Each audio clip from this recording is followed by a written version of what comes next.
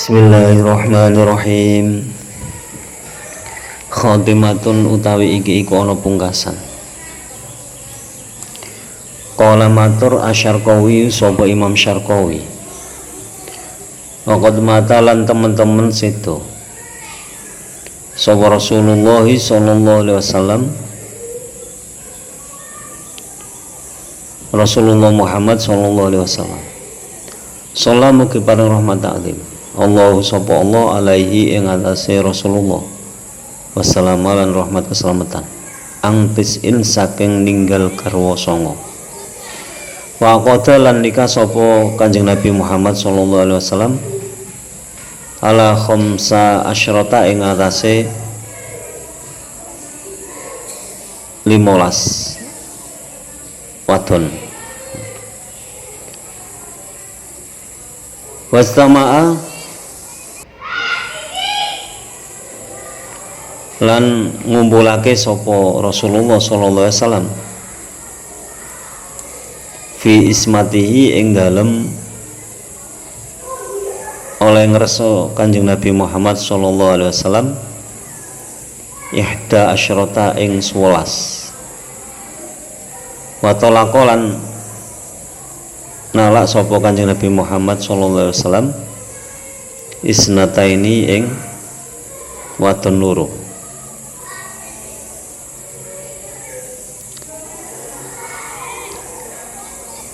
Bahasan ini tentang penutupan dari nazom ke-43 dan 45, yaitu nazom yang menjelaskan tentang istri-istri Nabi. Imam Syarqawi menjelaskan di penutupan ini bahwa Nabi Muhammad SAW itu meninggal, ketika beliau meninggal itu beliau meninggalkan 9 orang istri. Jadi setelah Nabi Muhammad SAW meninggal, ada 9 istri Nabi yang masih hidup. Nabi menikah itu sebanyak 15 kali. Kemudian yang dijaga oleh Nabi dari pernikahan tersebut, yang benar-benar dijaga oleh Nabi itu 11 istrinya. Jadi 11 istrinya, yang kedua dicerai. Jadi 2 istri dicerai. Yang satunya sudah meninggal. Jadi yang 2 itu dicerai oleh Nabi Muhammad SAW. Yang dalam penjagaan Nabi, yang masih tetap dijaga oleh Nabi itu 11 istrinya.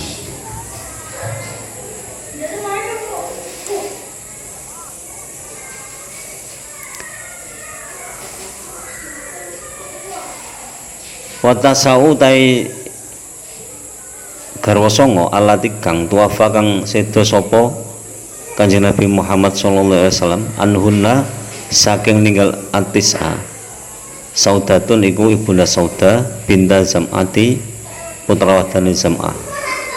Wa Aisyatu lan ibunda Aisyah, wa Hafsatu lan ibunda Hafsah, wa Ummu Salamata lan ibunda Ummu Salamah, wa Zainab lan ibunda Zainab bintu Jahsyin putra wadane Jahsyin, wa Ummu Habibah lan ibunda Ummu Habibah, wa Juwairiyah lan ibunda Juwairiyah, wa Sofiyatu lan ibunda Sofiyah, wa Maimunatu lan ibunda Maimunah.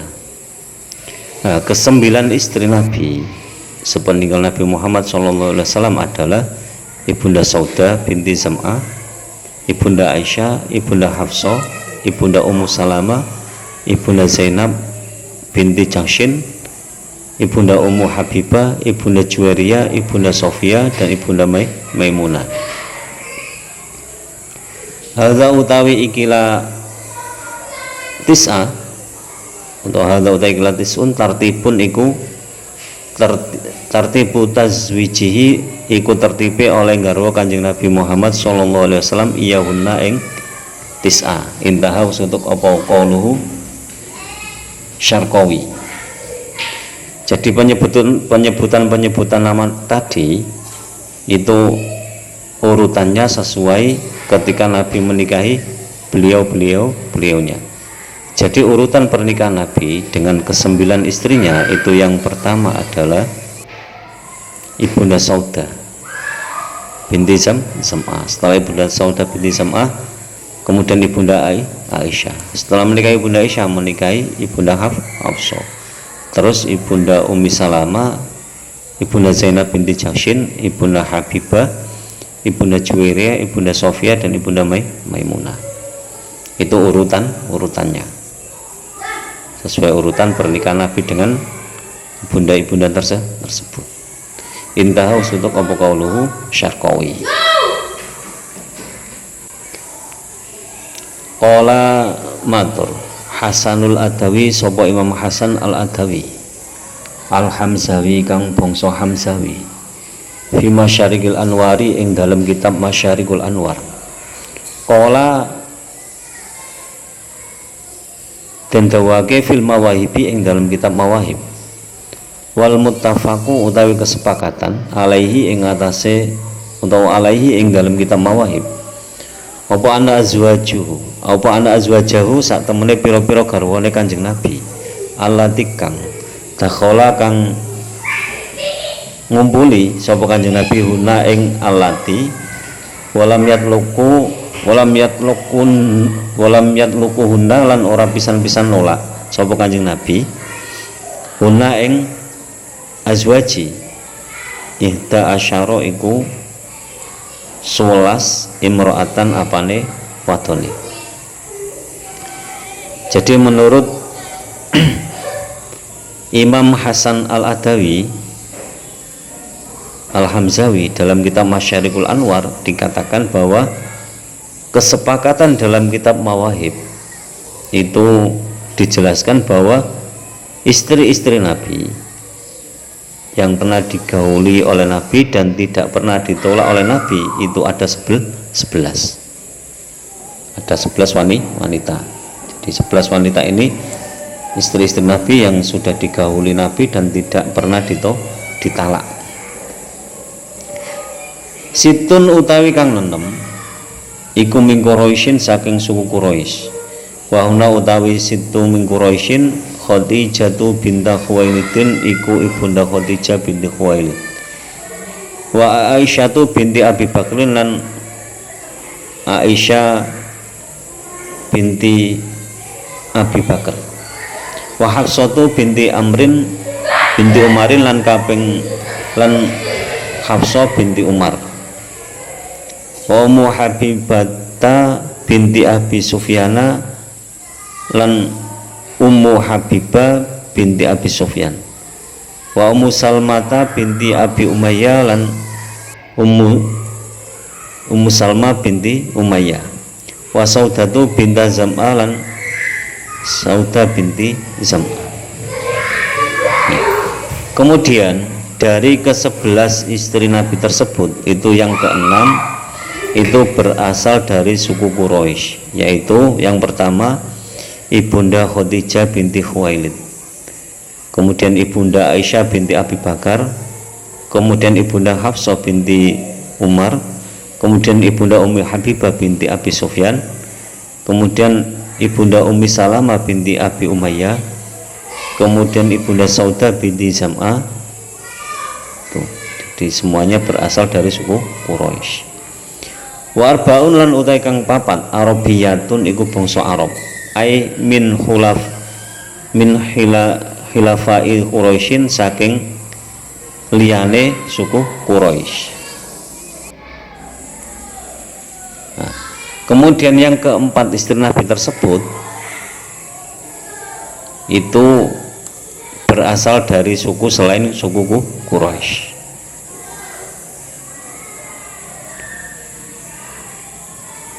Wa ilalan lamun ora halfa'u Quraisy faqulu mongko utawi kabeh Arabiyatun iku bangsa Arab.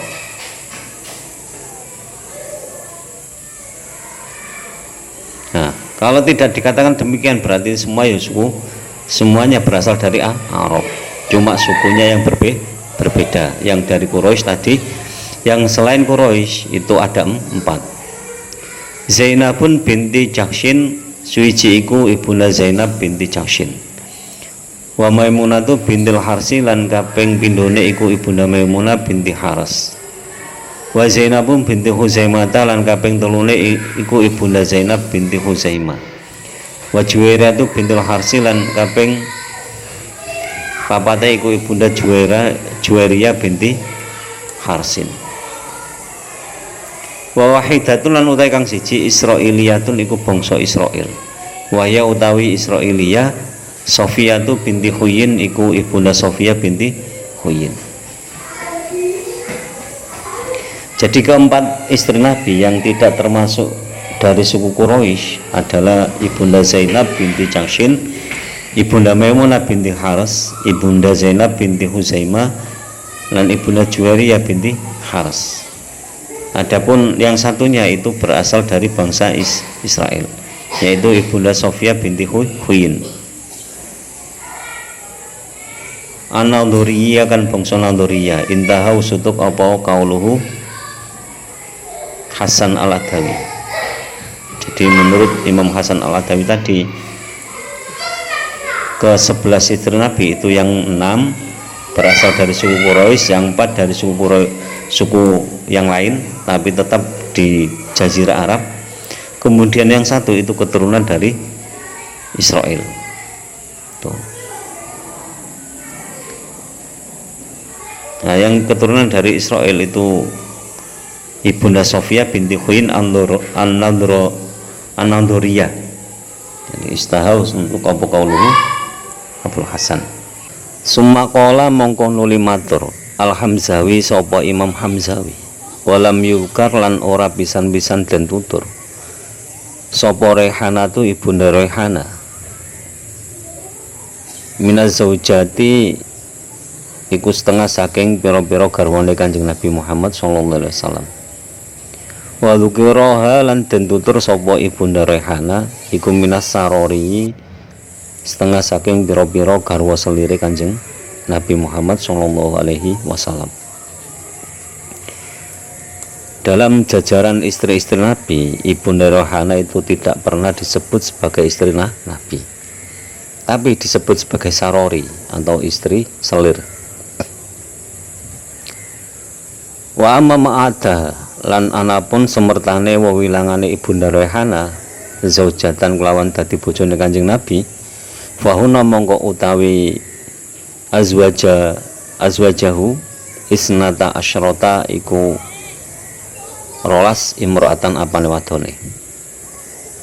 Kemudian jika ibunda Rayhana dimasukkan dalam jajaran istri Nabi, berarti istri Nabi itu ada 12 yang tidak pernah diceraikan. Wa tuwaffa lan sedo sapa Kanjeng Nabi Muhammad sallallahu alaihi wasallam angtisin saking ninggal songo minuna kang tetep setengah saking azwaj. Jadi sepeninggal Nabi Muhammad sallallahu alaihi wasallam, Kanjeng Nabi Muhammad meninggalkan 9 istri. Wa ma ghairuhunna lan anapun utawi liyane tisun iku mimman setengah saking wong wadon wahabat kang hadiahake sapa man nafsaha ing awak dhewe neman.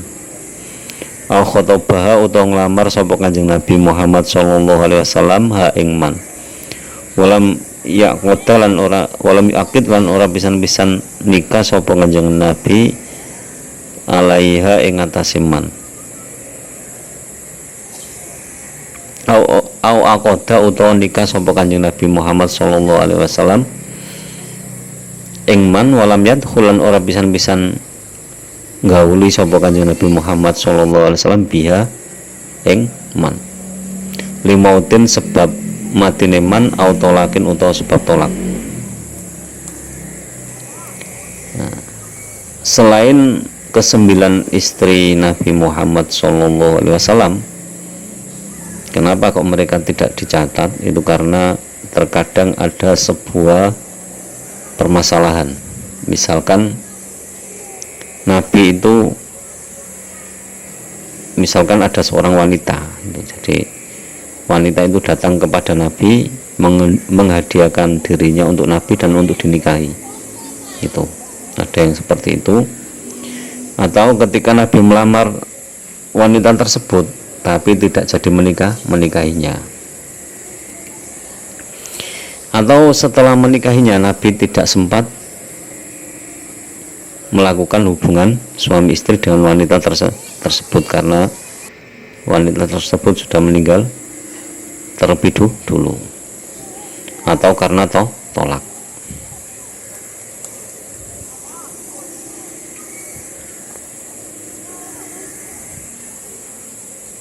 Fanahun mongko utawi sepadane huruna salasina iku 30 imro'atan apane wadone. Jadi kalau dihitung dari sebab-sebab tadi yang sudah disebutkan tadi, istri Nabi itu sebanyak 30 orang. Jadi kalau dihitung mulai dari tadi ada wahabat tadi, jadi ada wanita yang menghadiahkan dirinya untuk Nabi karena ingin dinikahi, atau ada yang sudah dilamar tapi nggak jadi dinikahi, atau yang sudah dinikahi tapi tidak pernah digauli. Itu semuanya 30 orang. Walam yatazawwaj lan ora pisan-pisan nikah sapa sallallahu alaihi wasallam Kanjeng Nabi Muhammad sallallahu alaihi wasallam illa biwahyin kejaba kelawan wahyu. Nah, yang perlu diketahui lagi agar tidak salah paham ya, bahwa Nabi Muhammad sallallahu alaihi wasallam itu tidak pernah menikah kecuali berdasarkan wahyu. Jadi ada perintah dari Allah, bukan berdasarkan hawa nafsu. Ini yang perlu digarisbawahi. Terkadang kita mempunyai asumsi yang jelek, oh istrinya banyak, padahal istri Nabi mentok cuma 30 orang. Nabi Sulaiman 100 orang. Banyak nabi-nabi sebelumnya itu banyak sekali istrinya. Tuh. Padahal Nabi dan Rasul itu menikah itu berdasarkan wahyu. Seperti dulu Nabi Daud itu menikah sudah punya istri 99 tapi semuanya belum punya anak. Kemudian berdoa kepada Allah terus dikasih isyarah sama Allah. Carilah yang wanita yang namanya ini. Hanya akan ketemu. Ternyata itu istri seseorang. Itu semua kan berdasarkan wahyu. Jadi dari pernikahan tersebut akhirnya Nabi Daud mempunyai anak yang bernama Nabi Sulaiman. Jadi tidak semua, jangan disamakan dengan orang biasa. Dari segi pernikahan Nabi jelas berdasarkan wahyu. Jadi jangan dianggap yang aneh-aneh. Jangan melakukan tuduhan yang menghina. Biarpun kita membenci, tapi coba lihat faktanya. Jadi fakta kenyataannya itu bagaimana. Tidak ada satupun pernikahan Nabi itu berdasarkan hawa nafsu. Dan kesemuanya itu berdasarkan wahyu. Bahkan atas usulan istri-istri sebelumnya. Qala dawu sapa sallallahu alaihi wasallam Kanjeng Nabi Muhammad sallallahu alaihi wasallam, ma tazawwajtu ora nikah sapa ingsun ahadan ing wong suci min nisa'i saking garwa wadon ingsun.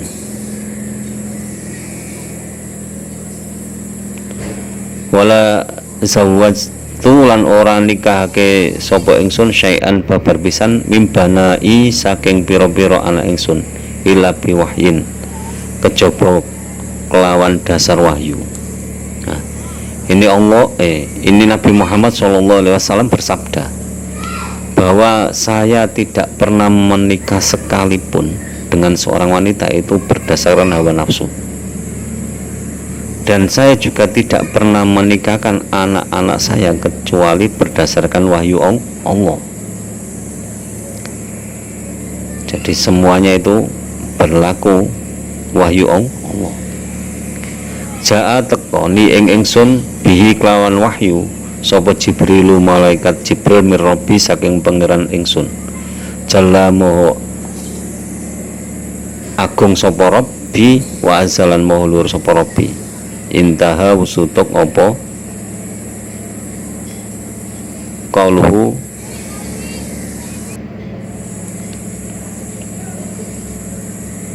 Hasan Adawi.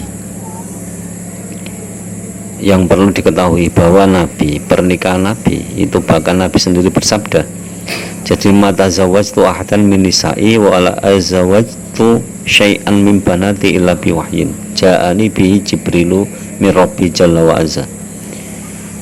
Jadi pernikahan Nabi dengan wanita manapun itu berdasarkan wahyu dari Allah, yaitu Allah memerintahkan kepada malaikat Jibril membawa wahyu untuk dikasih tahu kepada Nabi bahwa Nabi ini harus menikah dengan ini itu semuanya perintah Allah.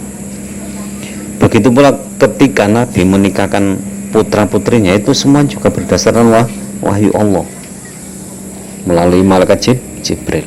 Jadi malaikat Jibril dari Allah azza wa jalla.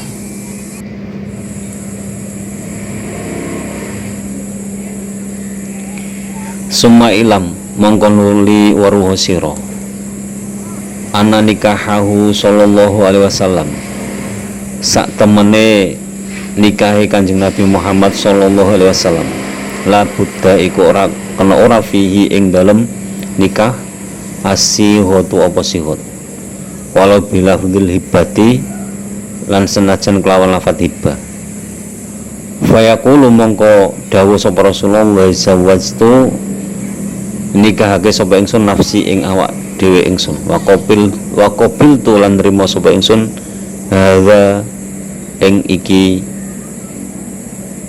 zawajtu fi ghairi nikahil wahibati ing dalem liyane nikah pawean nafsaha kelawan awak dhewe Kanjeng Nabi nafsaha kelawan awak dhewe wahibah lahu maring Kanjeng Nabi Muhammad sallallahu alaihi wasallam. Amma hiya anapun utawi wahiba fala yahtaju mongko iku ora butuh sapa Kanjeng Nabi sallallahu alaihi wasallam ing sihut. Kama kaya keterangan kala kang musnawake hu ing ma Asy-Syarqawi sapa Imam Syarqawi. Yang perlu diketahui lagi bahwa pernikahan Nabi Muhammad SAW itu harus menggunakan sihot, walaupun sihotnya itu dengan lafadz wahabah atau pemberian. Misalkan zawajtu nafsi wa qabiltu nafsi, misalkan saya nikahkan kamu dengan diri saya terima pernikahan kamu dengan diri saya, misalkan itu boleh. Kalau Nabi Muhammad SAW boleh. Tadi menikahkan dirinya sendiri boleh. Kalau sekarang tidak boleh, itu hanya untuk Nabi. Jangan naib itu ikut saya tukang menikahkan lalu saya nikahkan diri saya sendiri. Tidak. Jadi sihot Nabi itu berbeda dengan yang lain. Ini tidak boleh ditiru. Jadi apapun yang dilakukan Nabi itu sunnah, tapi sunnahnya kalau seperti ini tidak boleh. Kita tidak mempunyai wewenang meniru seperti itu. Kita harus tahu bahwa semua yang dikerjakan Nabi ada yang khusus untuk Nabi. Kenapa kok diutarakan? Ini kan sebuah keilmuan. Keilmuan itu harus objektif, apapun yang dilakukan Nabi disampaikan, tapi tidak semuanya harus diikuti. Ya, jangan ngawur. Ya, tadi beragama itu jangan ngawur. Kita harus tahu apa posisi kita di mana, terus yang kita tiru itu posisinya di mana.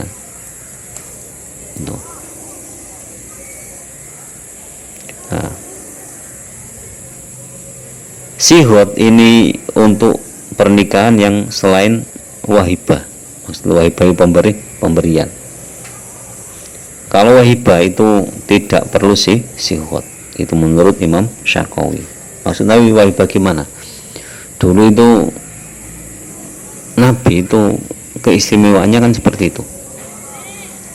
Misalkan ada seorang wanita ingin dinikahi Nabi, wanitanya itu datang sendiri, wahai Nabi, saya menyerahkan diri saya untuk jenengan nikahi, seperti itu. Nah, itu jarang orang mempunyai keistimewaan seperti itu. Nah, setelah datang kepada Nabi, akhirnya ya dinikahi gitu saja. Ya skobil tuh cuma itu, saya terima, sudah sah nikahnya. Nah, bahkan saking mulianya Nabi, dulu ada cerita Sayyidina Hasan dan Sayyidina Husain. Itu penduduk Madinah yang mempunyai anak perempuan itu semuanya ingin dinikahkan kepada Sayyidina Husain dan Sayyidina Hasan. Bahkan permintaan orang-orang tuanya dulu itu satu malam pun boleh, saking mulianya. Karena orang tua yang mengetahui kemuliaan Sayyidina Hasan dan Sayyidina Husain, anak perempuannya dinikahi meskipun satu malam pun nggak apa-apa, mereka rela. Lalu kadang yang pikirannya jelek kan, berarti kan ngawur. Tidak. Kalau keistimewaan itu, orang yang mengetahui keistimewaan ya nggak seperti itu. Ya seperti Pak Karno dulu kan ya seperti itu. Bahkan orang-orang Jepang yang katanya Pak Karno ditawan dalam penjara itu dikasih perempuan. Tapi Pak Karno itu orang agamanya yang sangat kuat, jadi ya nggak mau berbuat di luar pernikahan. Akhirnya dinikahi sama Pak Karno. Itu loh, orang-orang yang mengetahui keistimewaan seseorang itu jelas seperti itu. Itu yang berpikiran jelek kan yang tidak tahu keistimewaan. Tuh. Jadi demikian penjelasan akhir dari nazam yang ke